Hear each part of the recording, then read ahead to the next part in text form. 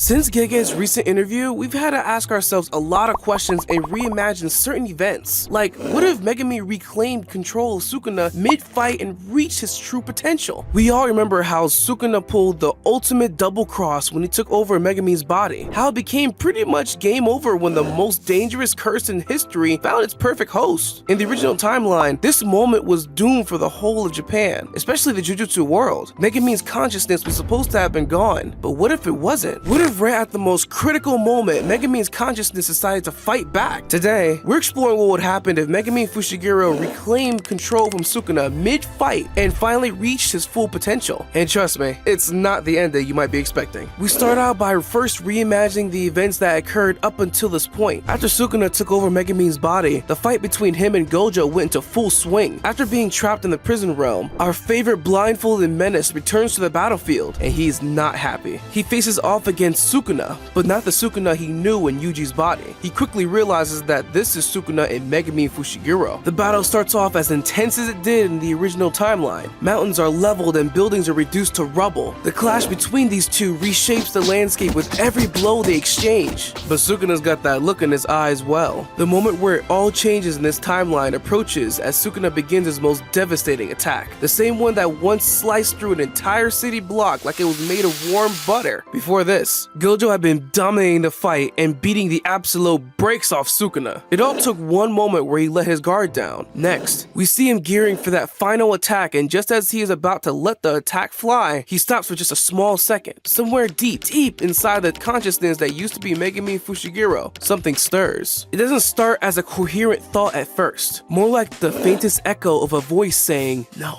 A tiny ripple in the vast ocean of darkness where Megumi's soul has been drowning, but that ripple grows. Fragments flash through what remains of Megumi's mind. It starts with Sumiki, his sister, being used as a pawn in Sukuna's games. His friends are fighting and falling one by one, and now Gojo, the man who saved him, who believed in him when no one else did, is about to be sliced in half by the very power residing in his own body. The second is all Gojo needs as he senses it. The cursed energy wavers. Sukuna's eyes widen in shock as thin black veins begin spreading across his face. Sukuna is taken aback, and for the first time in a few centuries, he's caught off guard. For just a split second, there's another voice layered underneath his own. Technically, they're all Megumi's voice, but you get the point. The world-cutting slash disperses in an explosion of cursed energy that sends both Sukuna and Gojo skidding backward. And as the dust settles, something about Megumi's posture has changed, or at least that is what Gojo notices. The dangerous demeanor is gone. Gojo notices it instantly and calls out to Megumi, hoping he hasn't missed his chance for an attack. The figure that used to be Megumi holds his head and screams. The sound feels like two voices fighting for control of one throat. Black shadows begin to leak from his body like blood from an open wound, and Megumi starts to open his eyes a little. While on the outside, it looks like Megumi is having the mother of all migraines, but what is happening inside his mind is where the real action is. Inside Megumi's mindscape, we see the Chimera Shadow Garden, but it's different. The shadows look different, pulsing like they're alive. The battle of the mind begins as Sukuna tells him he's impressed. He tells him that most vessels don't even retain enough consciousness to dream, let alone fight back. Megumi doesn't say anything. He simply attacks Sukuna. Hundreds of shadows around him begin to expand and flood the mental realm like dark water. Sukuna is almost amused as he asks what Megumi hopes to accomplish with this feeble attack. He asks if Megumi wants to drown him in his own technique and commends it as a bold strategy. Megumi is attempting to collapse his own domain, his own mindscape, with both of them inside it. And for the first time since this fight, we see something other than amusement in Sukuna's expression, something that almost looks like fear. You think you can stop me? Sukuna asks him as the two of them continue to rage it out. Megumi just stares at him, his rage blinding out all reason as he thinks of his sister. Sukuna used her for his own ends. He had sworn to protect her, but in the end, he couldn't. All because of this being. Megumi loses reason. No one in their right mind would go head to head with the king of curses. But what more could he lose? His mind flashes back to his friends at school. He could lose them. Yuji would feel so responsible for him, and it continues to break his heart. Maki and even Todo would be sad for too long. Sukuna, as if in tune with his thoughts, laughs an evil laugh.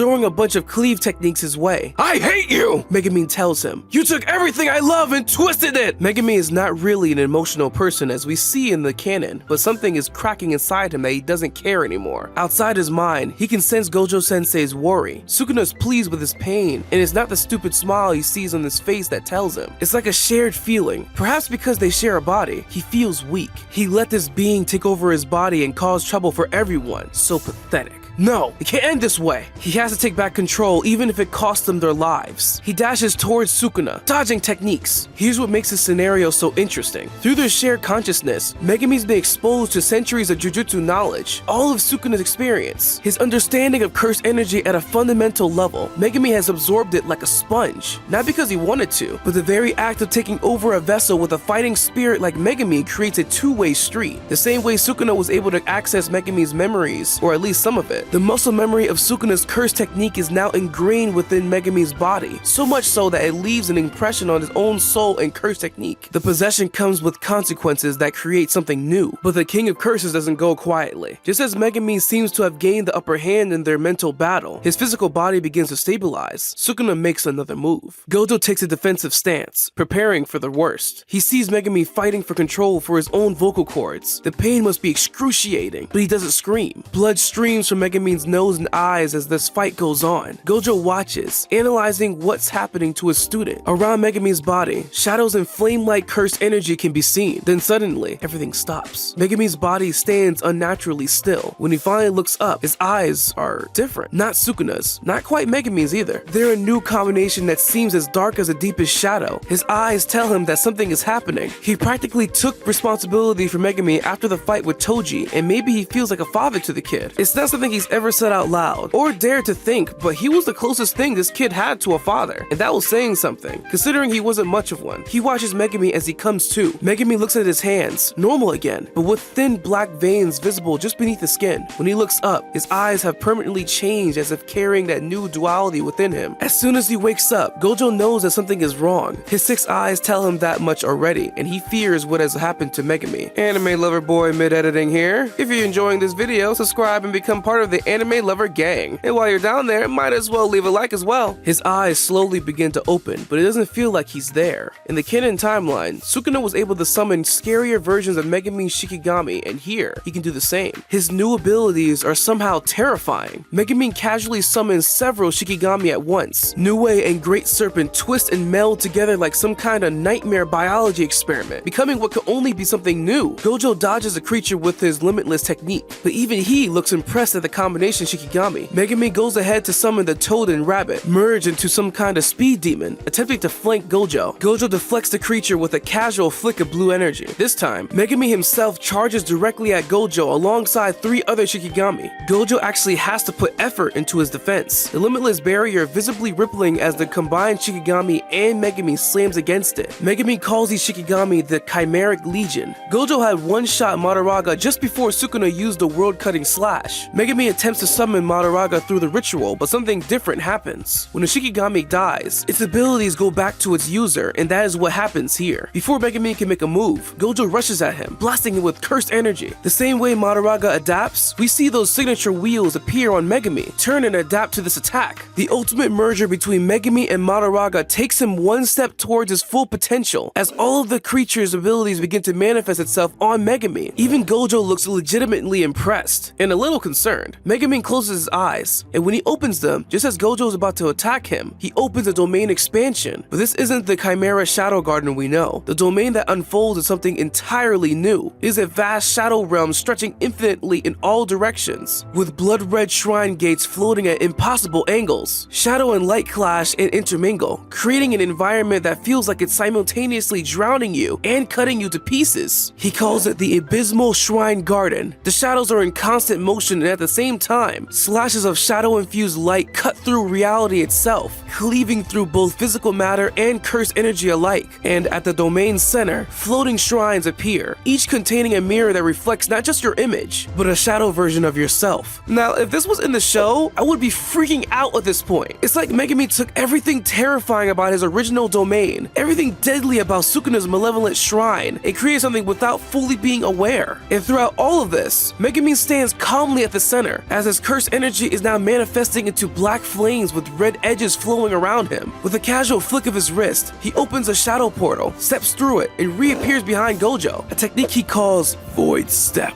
Megumi tells him he understands now. He explains that he always held back because he was afraid of what would happen if he fully embraced his power. Ironic that it took losing everything to finally see what I could become, he says. This isn't just Megumi leveling up. This is Megumi transformed by trauma, by Sukuna's violation, or having his very self nearly erased. The power is incredible, yes, but it comes at a cost. Gojo stops attacking, and lucky for him, Megumi didn't take it to heart in the first place. The wheel vanishes, and Megumi collapses in a pile of bricks behind him. After the fight, we go back to Jujutsu High, or at least what's left of it. Many sorcerers lost their lives, and the fractured remains feel too hollow to call it what it once was. What happens next explains the consequences of this new powerhouse in the Jujutsu world, where power balance is key. After having everything taken away from him by Sukuna, I would understand the first thing on his mind would not be to make friends. Now comes another crucial part of this story. The news of Megumi's return starts to spread really fast. Within hours, everyone who matters in the Jujutsu world knows Megumi Fushiguro has somehow wrestled control back from Sukuna. He's probably not himself. The court of public opinion is torn on what to believe and if this boy is actually on their side. We get a taste of his power during one of their missions when a special grade curse tries to take advantage of the chaos. Megumi doesn't even seem bothered. With a casual gesture, shadow tendrils erupt from the ground. The chimeric legion materializes and the curse is torn apart and erased from existence. When Megumi finally returns to school, his friends are unsure what to believe. It takes a few days, but by now, they have all noticed that Megumi looks and feels different from the boy they know. For those who survived and have seen Megumi since Sukuna left him would agree that he isn't the same person. Yuji refuses to give up on Megumi. He knows what it's like to share an apartment in your body with Sukuna. He would feel partially responsible for Megumi getting possessed in the first place. Yuji catches Megumi after class a few days after he gets back. He walks to him as he puts his hands across him. The chill that radiates from Megumi's body causes Yuji to step back on instinct. Megumi lets out a smile that doesn't have any business being on his face. Yuji can tell that it's not Megumi in there. It might look like him, but there's nobody home. We see the true cost of Megumi's victory. Behind his new power, behind the confidence, he's fractured. The mental battlefield where he fought Sukuna has left scars deeper than any physical wound. There are moments when his eyes flicker, when his shadows wreath without his command, when you can almost see him fighting battles against enemies that aren't there. Is Sukuna truly gone? Megumi claims yes, but sometimes